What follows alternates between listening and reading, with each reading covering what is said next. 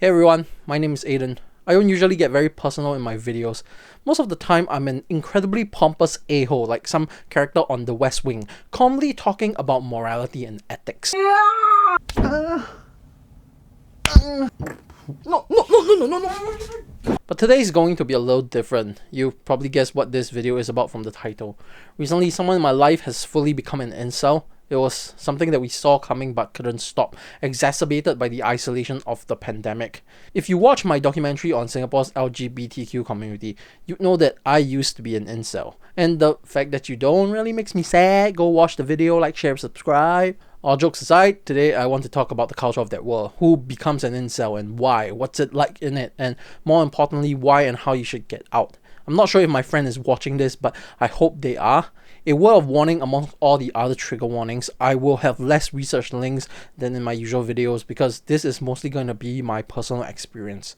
It's going to be hard, it's going to be rough. Take a deep breath. Let's start with the basic. Incel is the portmanteau of the words involuntary and celibate. It is a person who identifies as, to put it in very, very simple terms, unfuckable. Incels things for multiple reasons that differs from person to person, that despite them wanting to, the world doesn't want them to date or have sex with anyone. That there is an inherent systemic issue, a problem with society itself, that they are single. The female version of incels often call themselves femcels, but for simplicity, I'll be using the umbrella term of incel to refer to all subcultures of incels. How incels recruit. Incels, unlike many other cultures, don't tend to wear that terminology on their sleeves. It's not something to be proud of unless you start getting really deep into the source, which we will address later in the video. When dealing with closed groups like this, those of us who studies cults and social psychology use the terms in-group and out-group. The terms are used to distinguish between your people and their people, a group that you identify with and a group that you don't. Incels, however, have flipped that script. Whereas many hate groups recruit by bringing people into their ideology, feeding them their information through propaganda, incel groups recruit automatically.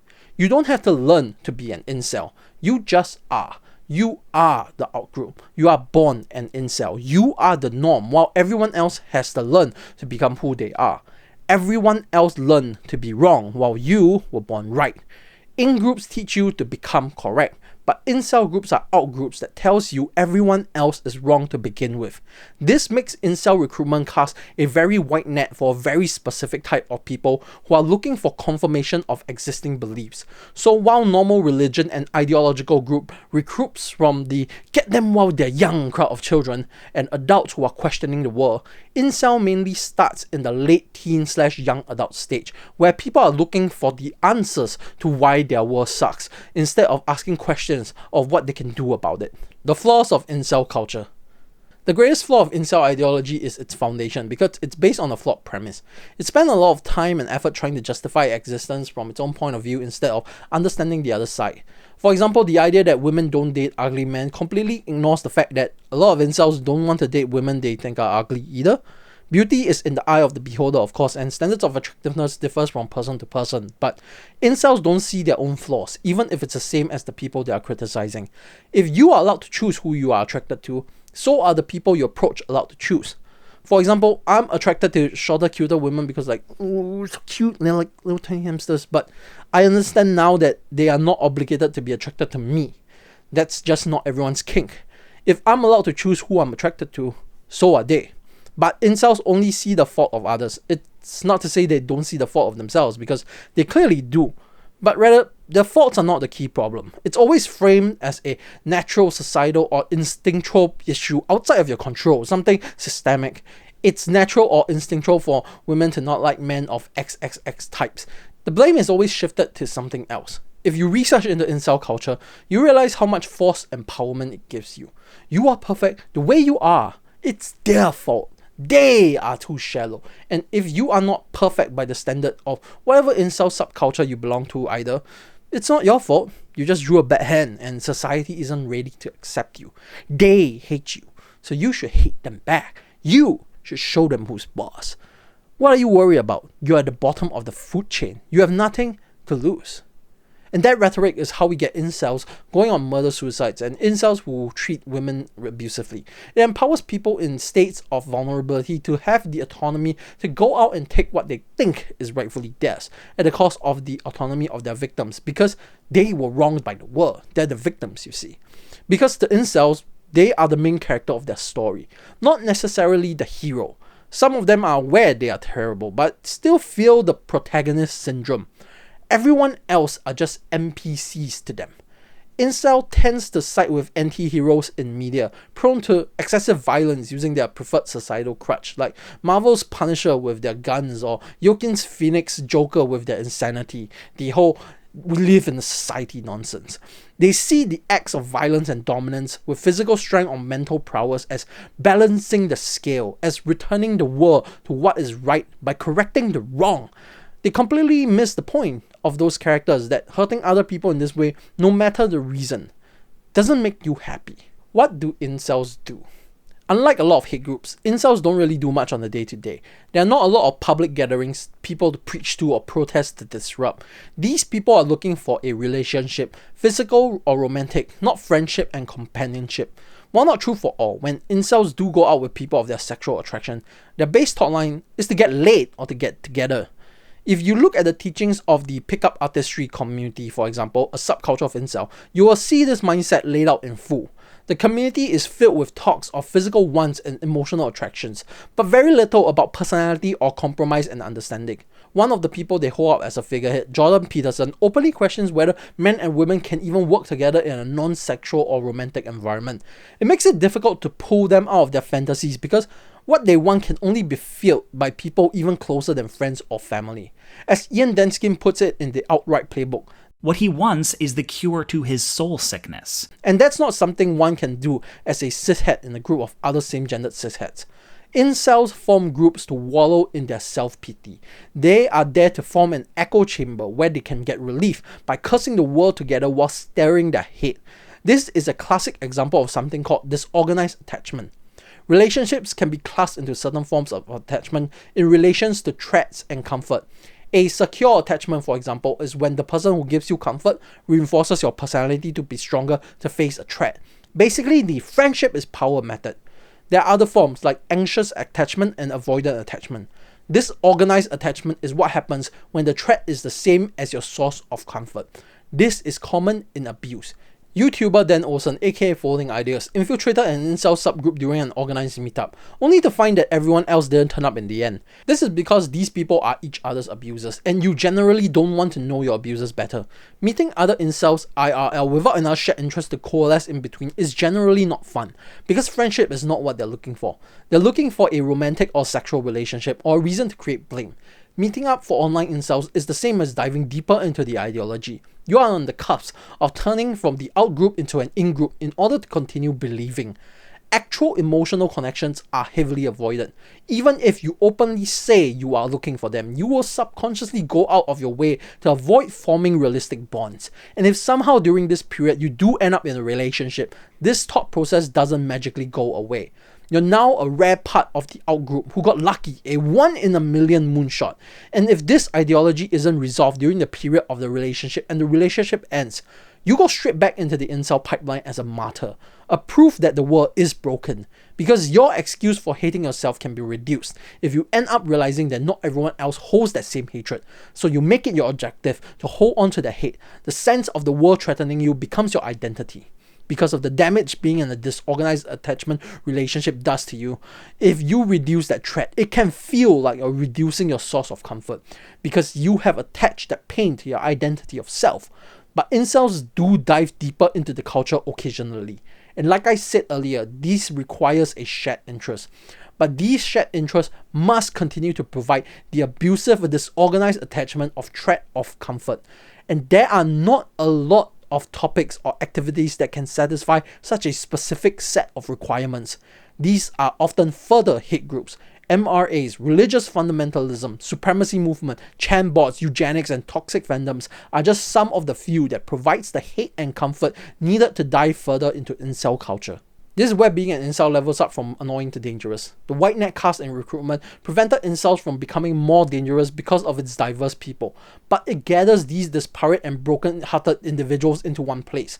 And what happens next are these groups you've gathered on forums or chat rooms must now find a reason to stay together or lose their source of comfort. The in-group out-group dynamic now flips back to normal, and each individual group of incels in their respective bubble of interest will now start finding ways to exclude all other groups. This is why, despite incel culture recruiting from all walks of life, incel subcultures leans towards fascism, particularly male cishet fascism, which holds majority of the privileged power in life. Unable to reconcile all the different reasons people become incels, each incel group begins to go down the usual fascist route, cutting off limbs of its hydra body until only complementary ideology exists. Aside from some rare larger groups like femcells or gay cells, each of these incel hydra heads don't use other names except incel, and considers themselves to be the one true incel group and thinks everyone outside of their own ideological definition are posers, using the term incel to garner support. You're not really oppressed because I am the true victim. I am Captain Incel. Each group adopts a new individualistic identity. Femcel is incel for females, gay cell is incel for gay men, lesbo cell is incel for gay women. You have disabled cell and autistic cell, meat cell and stem cell, Jesus Christ. Old cell, young cell, Christ cell, and Muslim cell. And if racism is your flavor, you get white cell and black cell and rice cell, amongst other incredibly racist epithets. It's a fascism of hate. You're competing to see who will be the last hate standing, which subgroup is the true incel, which hate holds purity. If you don't end up diverging into one of the many other subcultures of religious cults, MRAs, terrorists, and other hate groups, and following your fascism there, and decide to instead dive deeper into the incel bubble itself, you now need to know what's a true incel. At this point, you're in too deep, so you go to the incel. Yes, that's a thing. No, I'm not gonna link it. And now you're looking at the 110,000 words article justifying a bunch of horrible things like why women want to be sexually assaulted, or why if you're a neurodivergent, you should just kill yourself because the world hates you and you're going to be alone forever. All quoted in pseudo-scientific nonsense, a criminal misunderstanding of statistics and data, and one or more form of unfounded natural or traditional hierarchy. At that point, you're a fascist, sexist, racist, and eugenicist. You become someone like Andrew Tate, who traffics women because he thinks they are lesser being, or Elliot Rodger, who murdered 6 people and injured 14 on a killing spree before committing suicide. You've just been blackpilled. Welcome to the alt-right.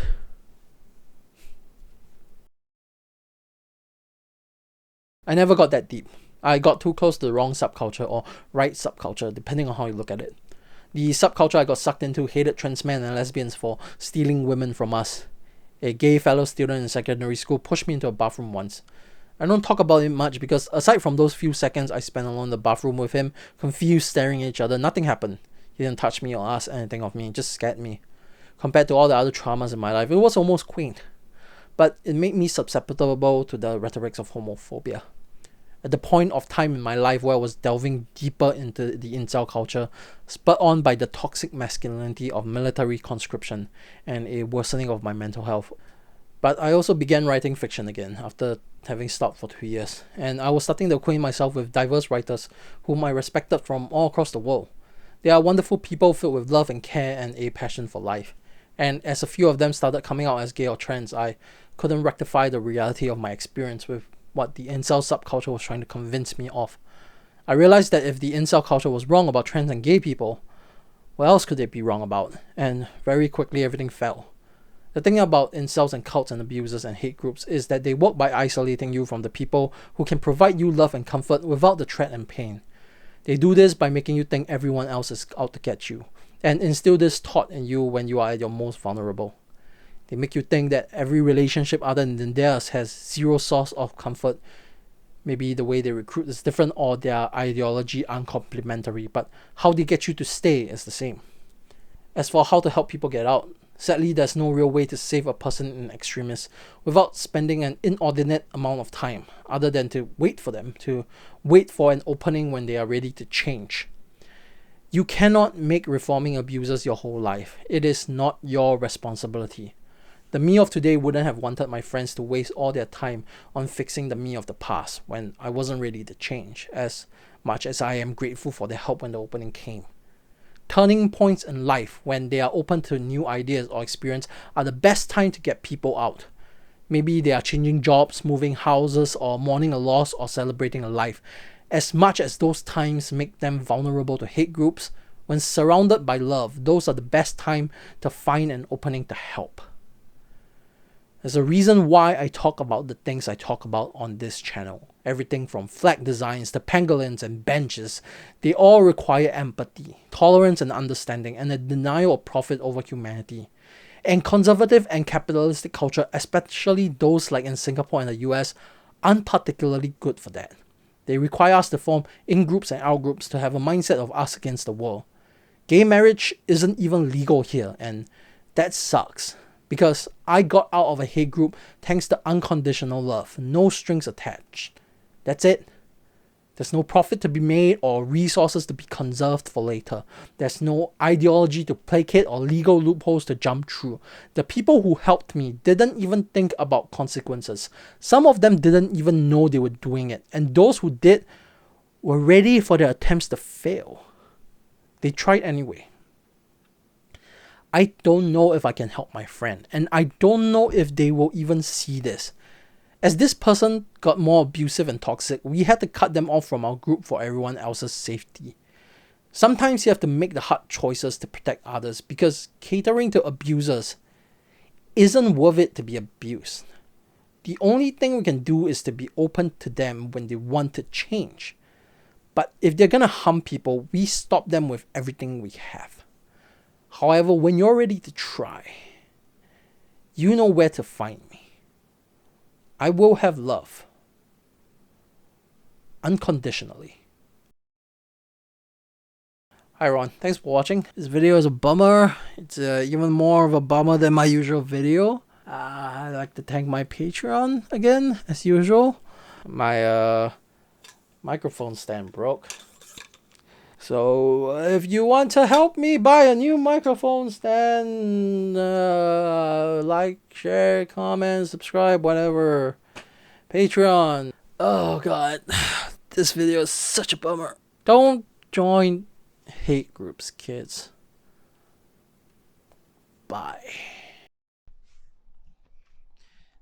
And that was where the video was supposed to end. Towards the end of my editing process on the video, something happened in South Korea. A group of incels went to the office of a game development company called Project Moon and harassed their employees. There were threats of violence, even death threats. From what I gathered, it caused quite a stir. One of my tweets on the situation even went viral. I don't want anyone thinking that I am trying to profit off the situation. It's completely coincidental. It's terrible. A lot of people were hurt. The company lost a lot of faith from its fans for how they handled the situation. The employees that were there on the day were traumatized, and a illustrator lost her job. The incels dug up some old tweets of hers and blew it out of proportion and caused her to get fired. And I'm not gonna litigate the whole thing because it's incredibly complex. This is the end game of incel culture, to find excuses for why the world hates them and to bring justice as they see it. But I'm a little hopeful for this. The gaming community has largely come around to support the developer and the woman that was fired. And last I heard, the unions are trying to get her job back. Yeah, it was bad all around. But I want people to remember that the people who harass the employees at the office, they are the bad guys. That's it. Everyone else was a victim, whether they made some bad decisions or came out of it worse for wear. They were all victims. The only people responsible were the incels. And this is how we fight extremism. We remember who the people doing the damage are and stand together against them. I wish the company the best of luck going forward. I hope they change their policies. I hope all the employees are safe, and I hope the woman who got fired gets her job back and compensated. And I really hope those incels just stop. Bye.